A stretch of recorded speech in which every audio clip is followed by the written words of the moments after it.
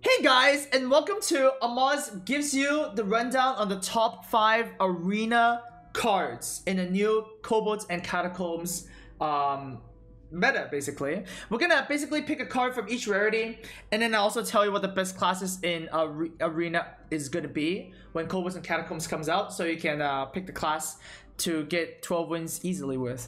So for the best common in the set, it's going to be actually Unidentified Elixir from Priest. It's a 3-mana spell that gives a minion +2/+2 with a bonus effect, okay? The bonus effect can either be give it Divine Shield as well, put it back into your hand when it dies, summon a 1/1 copy of it, or give it Lifesteal.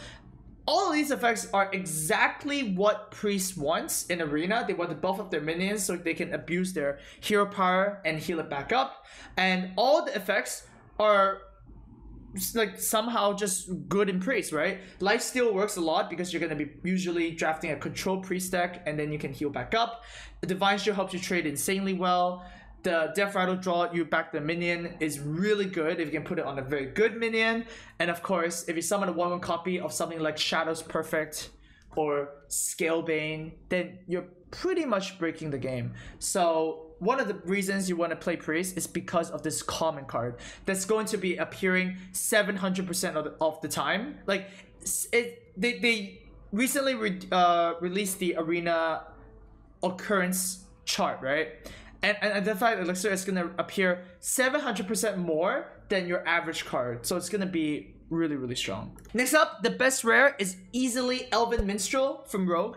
4 mana 3/2, draw 2 minions from your deck. You basically play Flame Imp and Arcane Intellect with the same card, and that's just nuts, okay? Drawing cards in Arena is actually nuts. And the 3/2 is very, very good in Arena because 3 attack kills 4 3s and also turns the board really, really well. So the stat line is great. The effect is great, and it's also in Rogue, which is great because Rogues are OP. This is your best rare. The best epic is actually quite interesting because there are a lot of good epics this time around, but I would have to give the award to Unstable Evolution. For 1 mana, it's a shaman spell. You get to transform a friendly minion into one that costs 1 more, so it's evolving a single minion. But as long as it's your turn, you can repeat this as many times as you want.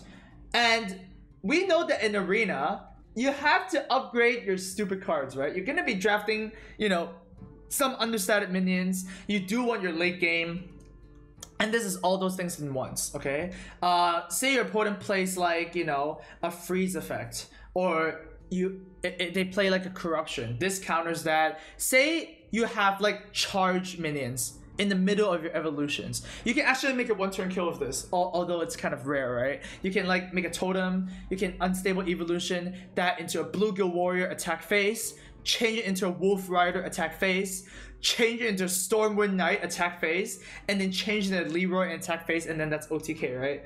Obviously, that might be like Miracle Land, but the fact that that example proves that you can just evolve things whenever you want, and you can stop when you get a good minion, like a 4 mana 7/7, you don't need to evolve any further, makes this card actually just bonkers. And hopefully, when you play this card, you get to just cheese the hell out of your matches by getting either a Radiant Elemental or a Sorcerer's Apprentice, which, by the way, makes this 0 mana. And since this is repeatable, you can cast this infinite amount of times. So say you have like a questing adventurer. Well, that is a true OTK. So I'm gonna have a lot of fun with this card, and the power level of this card is also insanely high. And finally, the legendary cards. It's actually going to be a tie between Alunef, the mage legendary weapon, and Valinir, the paladin legendary weapon. Both of these are insane and basically end the game when you play it, or get really close to ending the game. Alunef is the mage legendary that is basically a 6 mana nourish for the turn you play it. However, it's even better than that because for every turn after you play Alunef, you get a free nourish. Okay? Free draw 3 cards. There is no way your opponent can keep up with the amount of value you're getting. Obviously, you might deck yourself, but there's a thing where Fel Reaver was considered one of the best cards. There was also Keating Banshee that people play all the time. So milling yourself is not a bad thing if you don't even reach fatigue, right? So LNF is insane. And of course, Valinir being a very recursive effect in Arena makes this card just bonkers. For 6 mana, you get a 4/2 weapon that when it dies, you buff a minion up, and when the minion dies, you get to re-equip Valinir immediately, okay? You just ping 2 more mana for a true silver champion that basically comes back and buffs your minion, and then comes back and then buffs your minion. There's just no way your opponent can win the value game after you play Valinir. The only way they can interact with this is if they transform your minion, right? Your buffed minion with like a polymorph or hex, or they silence it. And usually they don't, right? Yeah, because it's Arena, it's really hard to have those things immediately, you know, in your hand to respond to this.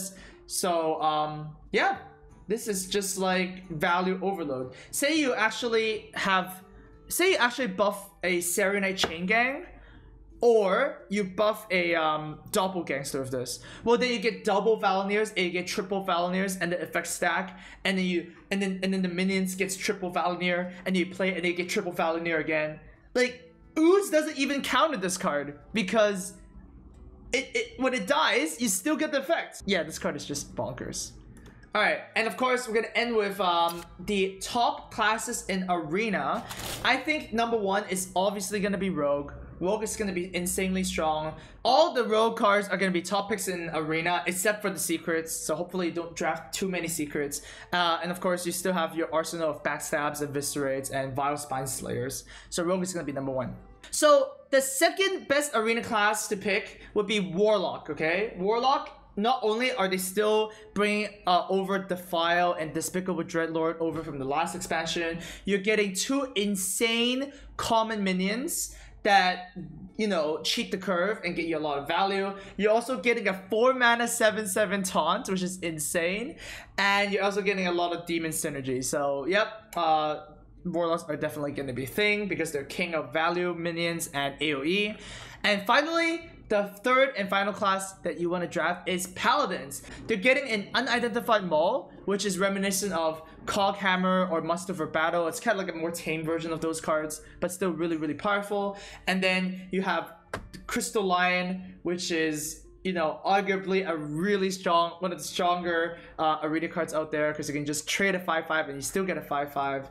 And then, of course, you have your legendaries, which are legendary weapon, which if you're lucky enough to draft that, then good for you. So there you have it. This is my Arena analysis video. Look forward to seeing me put more videos out there for me to get 12 wins, or you can maybe catch my stream to witness me get 12 wins live. See you there.